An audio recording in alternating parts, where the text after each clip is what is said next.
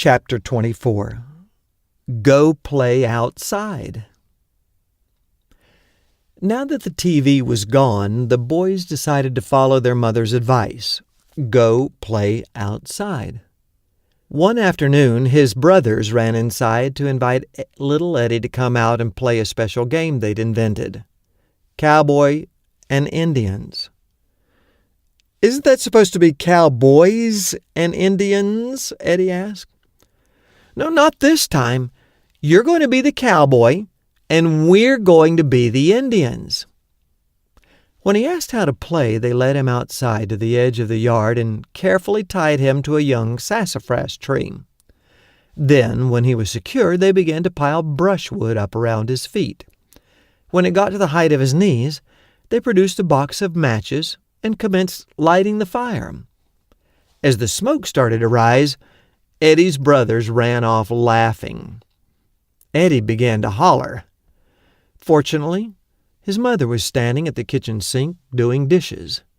She had a good view of the backyard and was accustomed to keeping vigil over her cubs from that vantage point. At that moment, she spotted a low cloud of smoke drifting across the yard. A second later, she heard Eddie shriek.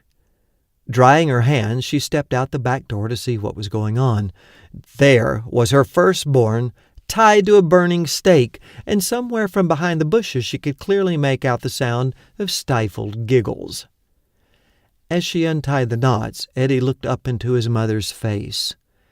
They may have had their differences at times, but at that moment, she was his favorite person in the world. Eddie and the boys were always building something in the backyard. One time, for their father's birthday, they selected a young locust tree and nearly killed themselves hoisting a 200-pound purple martin house to the fragile branches in the top.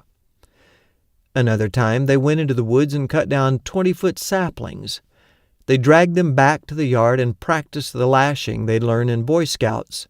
They formed enormous tripods that looked disturbingly similar to illustrations from the War of the Worlds and left them dotted around the yard. One of their best creations was a huge rope swing suspended from an old apple tree on the hillside out back. The rope was a good 20 feet long, with a piece of wood tied to the bottom to make a seat. They tried all variations of pushing and running with the swing to gain more altitude, but they found that tying a secondary rope halfway up the main rope produced effects worthy of a theme park.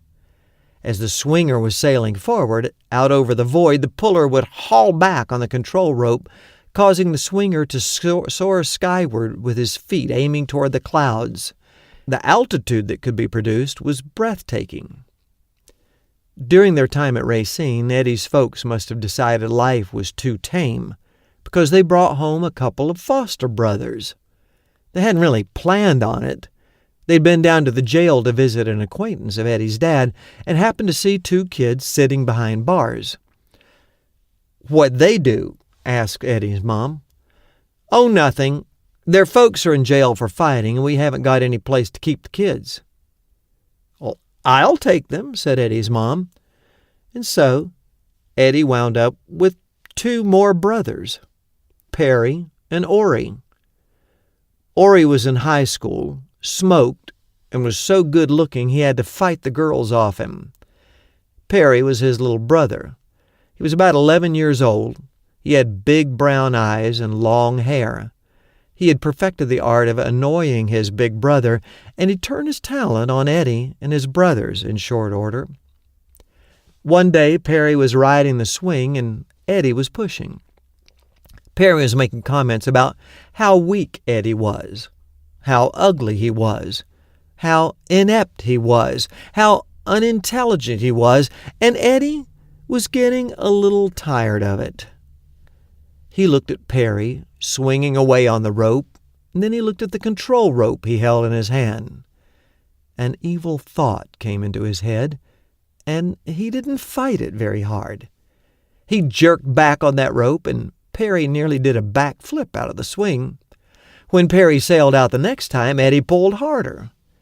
Perry was going higher and higher. His feet were nearly hitting the top limbs of the apple tree. He began to get scared, and he told Eddie he wanted down. But Eddie wasn't in the mood to let Perry down. He pulled harder, and Perry began to beg.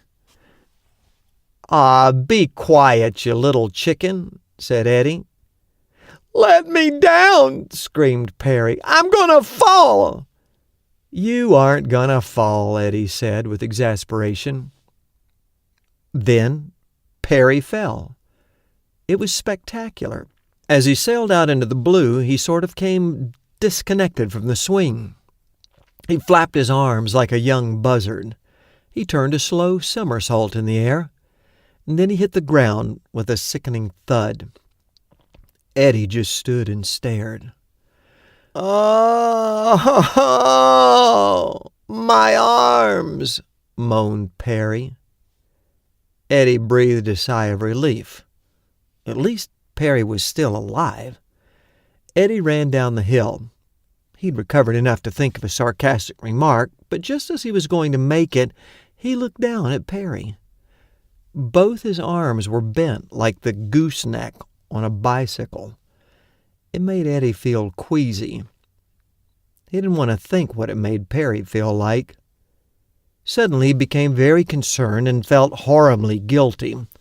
He gently helped Perry to his feet and led him toward the house. Coming through the back door, Eddie bumped into his mom, who was talking on the phone. "Mom! Mom! Perry's broken his arms!" Eddie gasped. His mother put her hand over the phone and glanced at Perry.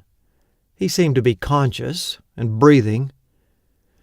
"Put him over there on the couch," she said. "I'll get to him when I get off the phone." Eddie felt a mixture of emotions. On one hand, his own conscience was hurting him just a little less than Perry's arms. On the other hand, he had to admire his mother's cool, calm, and collected attitude. He wondered sometimes if ice water didn't run in her veins. Perry came back from the hospital sporting 2 shiny white casts. He enjoyed having them signed, but he didn't do much swinging after that. His arms might have been broken, but his annoying habits certainly weren't.